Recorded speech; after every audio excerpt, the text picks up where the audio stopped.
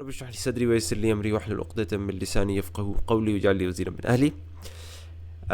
Welcome back with another gem of the Quran. This time, this is Surah Al-Baqarah, chapter 2 of the Quran. It's a big, huge chapter, but it's only 50 pages. If you can read it, it's much better. If you can't, I'm just gonna give you a bird's eye view, the bigger picture of this entire chapter. Right? There are a lot of things within the verses, but let's just go back for a moment and see the bigger picture, what this chapter talks about, and what we can learn from the bigger picture. So this chapter starts with the history. This is the history when the story of Adam and Eve. He taught Adam the names of all things, and then it goes on to start one of the first sections of this chapter is the story of the children of Israel, Bani Israel. Remember my favors, and then it starts. This is the first entire chapter. It mentions what they did, the mistakes they made, and then it mentioned all these mistakes so that we can avoid these mistakes, right? And then this is a very huge chunk. This goes on. Then it goes on to change the leadership from Bani Israel to Banu Ismail, and then goes on to give us instructions of how to act, what to do. We'll test you with fear, famine, loss, and then you have to do the following things. It tells us about what to do, what not to do.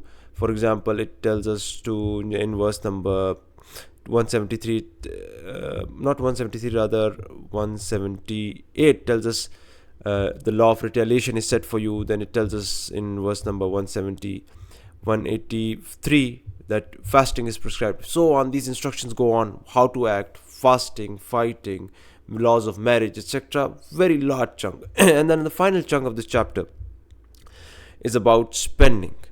Spending, O believers, donate from what we have provided for you before the day of that day comes, the day of judgment comes. And then it talks about where to spend, how to spend, not to spend on the wrong way, which is through interest, not to make money through interest, not to give people money through interest, and if somebody asks you a debt, how to give that debt as well. So the first chunk talks about the history, Bani Israel. The second chunk talks about what Muslims should do, how they should act, and the third chunk talks about spending your wealth in the way of Allah. This bigger picture gives us the idea that you start off with learning from the mistakes of others. You learn, then you act. You take action after you learn from mistakes. And then finally, you don't only act and, take advantage for yourself. You rather give to others. Be generous, right?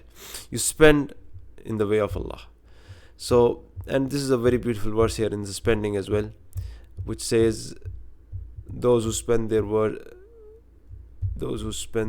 number 274, those who spend their wealth in charity day and night, secretly and openly, the reward is with the Lord.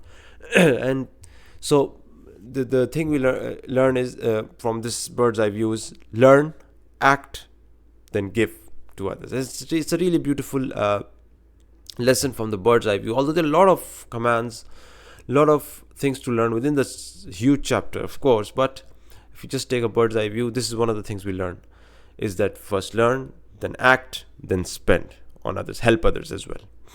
And just one small thing I'd like to add before I finish this video is learning from the nation that came before us, Bani Israel.